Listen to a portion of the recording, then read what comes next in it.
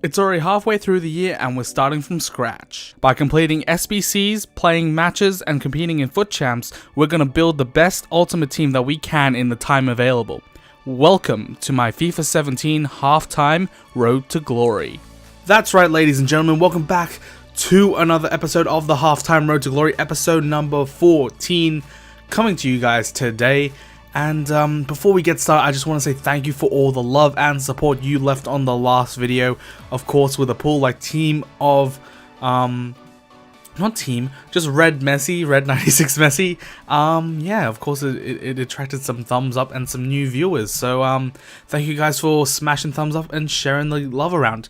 Now, we did get a comment from Louv13. He commented before. I just really can't say your name, my dude.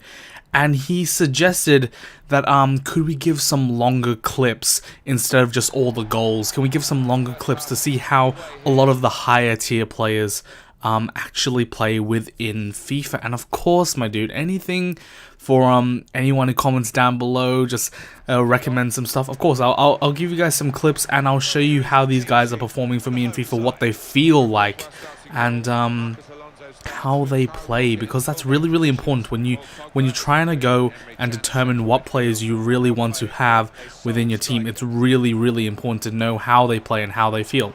And this is kind of relating to one of the earlier questions he said within our chat, and he said, should I buy Suarez or Bale? And again, it's really up to how they feel. So as you can see right there, Messi, he's feeling very agile, and Suarez is actually feeling relatively agile, with a hunter card chemistry style on him. So yeah, it's really dependent on how the players feel, and whether or not the higher tier players, what they're gonna do for you. Like, I feel like Dybala is probably one of the best strikers in the game, but that's just because he's so agile and he's able to maneuver around players, and he's got clinical finishing. So yeah, that's one of the other things that that really separates some of the higher tier players from the lower tier players. And this is what some of the people wanted to, especially Louv13, he wanted to see down in the comments. So here you go, my dude. Here is the gameplay, and I'm just gonna show you a lot more build-up play. I know you guys will also get a better feeling of how I actually play as well.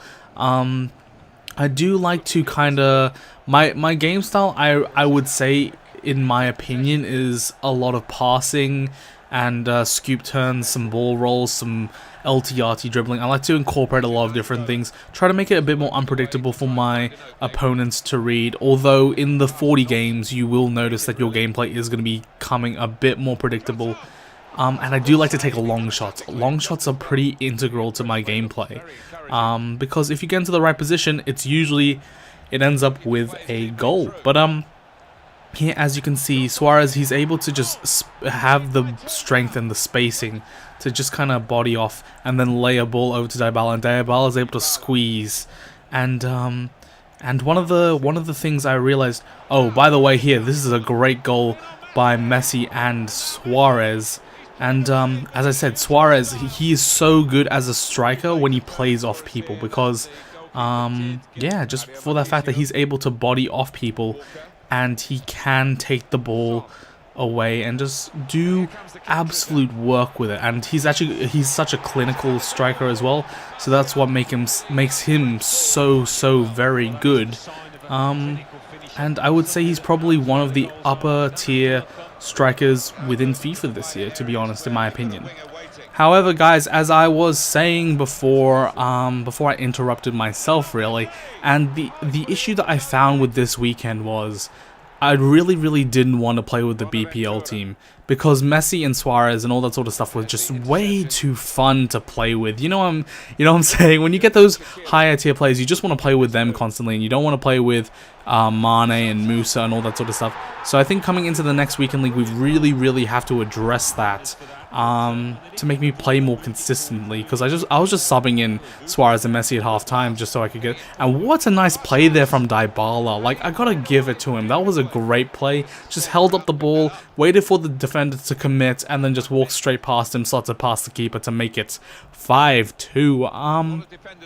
But yeah, so I really didn't want to play with with the BPL team this week, and it's just common nature. Like, really, if you get Suarez and Messi in like 1 week, and you've got them in one team, and you've got like 78 rated strikers in the other team, of course you're gonna want to play with Suarez and Messi. So we're gonna have to address that for next weekend league, and I do think it is to the detriment of my gameplay, to be fair, because I always feel whenever I play with higher tier players, the Messis, the Ronaldos, the Suarezes, I always try and rush everything because I think, oh, they're just... And with this play right here, I just didn't commit. That is one thing I have to really change in my gameplay. I just stand off my opponent too much. I need to be more aggressive with my gameplay because when I come up against professionals, they absolutely just take advantage of that. So I really got to be a bit more aggressive with my gameplay.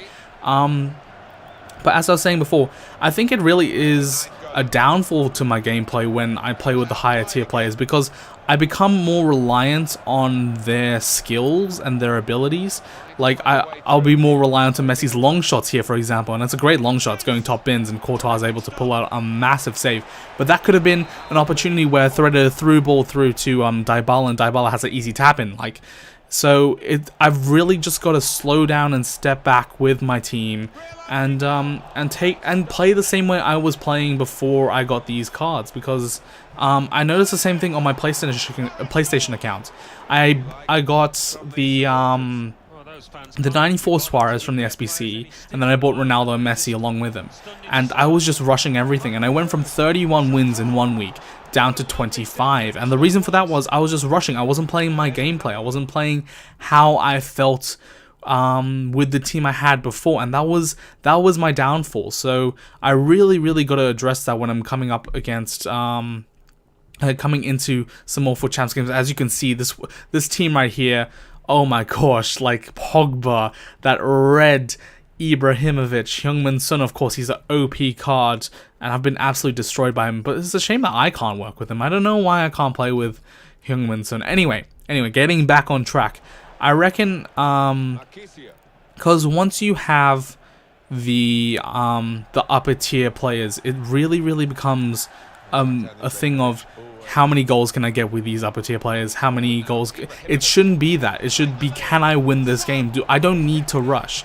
So there was a span within this weekend league where I was 21-5, and then I fell into that. I fell head first into that trap, and that is not what you want to do when you're going and playing in the sort of high intensity FUT Champs gameplay. So of course I had to step back for a bit, just look at what I was playing with, and change it up. And this is the sort of gameplay I prefer to have, where I'm just taking my time with the play. I'm not rushing it. I'm looking for good passes.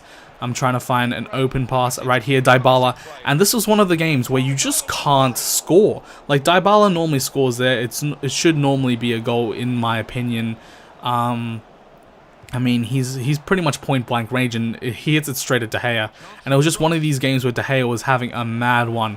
Again, Bonaventura here, and he cuts back, and he's got a wide open chance. And to be fair, I probably should have laid that off to Dybala with a double tap into the bottom right.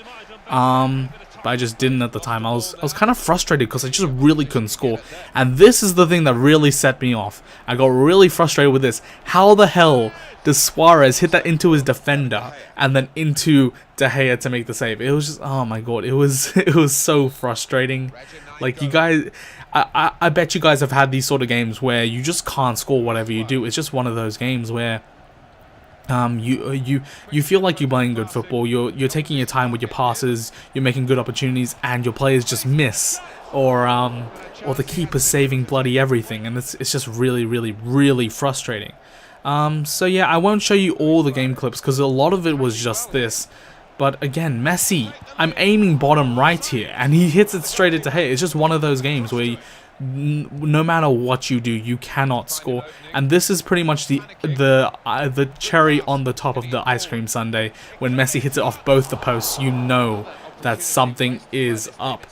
Maybe momentum, maybe scripting, but of course, I don't think EA are smart enough to implement scripting into the game. To be fair, I mean, the fact that pros can overcome it, it shouldn't be in the game. But we do manage to get the a nice little through ball there, a bit lucky from Suarez, and Nainggolan's able to put that one home to make it 1-0, and that pretty much gives us the win in the 112th minute.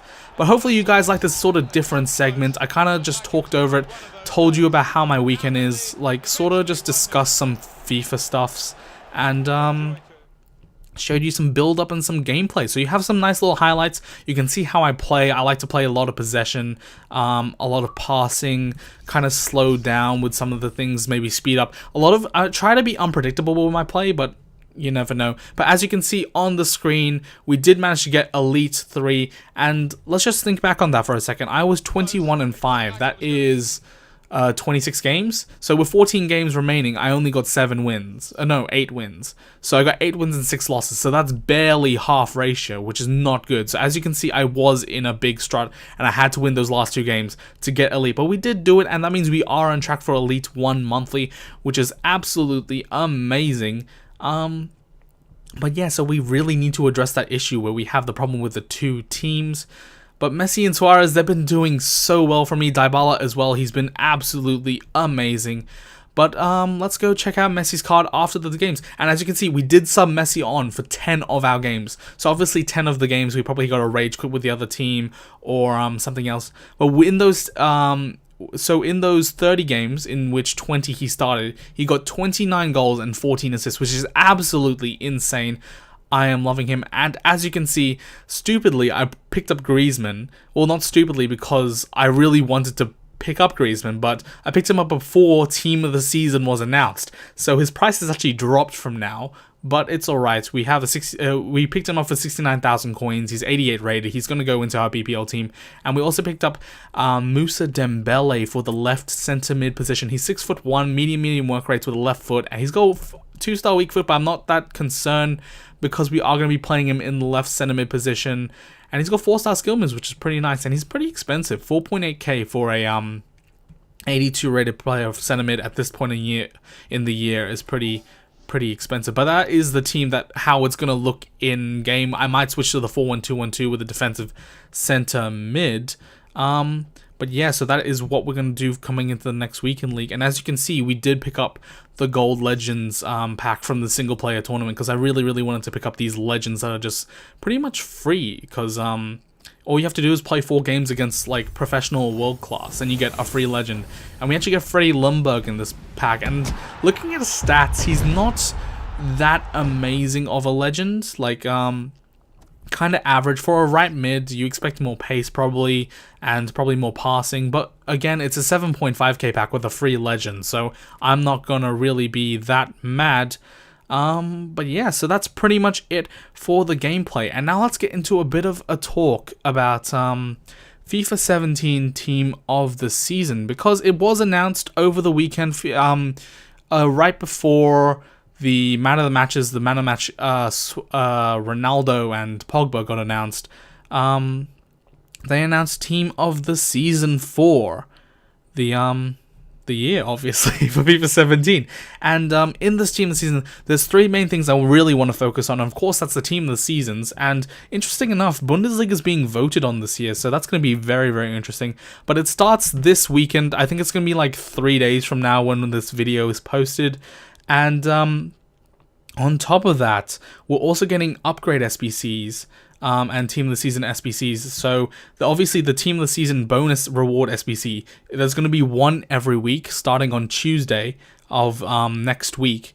And however many you do, it's kind of like that, which one was it? I think it was the Foot Birthday one. It's exactly like that. And there's one that has a guaranteed Team of the Season player, which is what I'm going to be looking to pick up. The Ultimate Pack is definitely what I want to pick up because we want to get that free Team of the Season player. On top of that, in every single Team of the Season, there is going to be at least 1 Team of the Season that is only obtainable through the daily knockout tournaments. So we are going to be playing in those daily knockout tournaments. Of course, we want to get all those players, all those untradables, and it's going to be so very nice.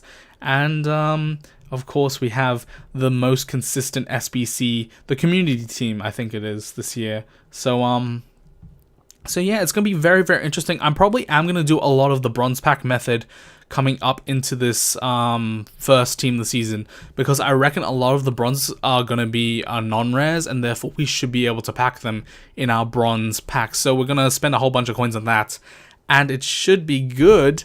And I'm excited for team of the season because it's been a while since we've had some good fresh content. I mean, obviously not a long while on this channel, because there's been quite a few things that have happened over the thing, but on my PlayStation I've had no reason to go back on there because there's been nothing happening, so I just have a whole bunch of coins stacked up and that's all it is. But thank you guys for watching this episode, and yeah, of course on the screen in front of you, you will have seen the team for the past couple of minutes, and it is the other team that I'm going to be bringing into the FUT Champs this weekend. And yeah, so it's going to be very, very exciting coming up into team of the season. But thank you guys for watching. Hopefully you did enjoy this episode. A bit of a different style with my FUT Champs gameplay, and I think I am going to alternate between goal highlights and then some highlights of me and my build-up play. But yeah, so if you did enjoy this video, don't forget to smash a thumbs up, drop a subscribe down below, and leave a comment down below, giving me some creative, positive criticism and all that sort of stuff. And I'll see you guys in the next episode.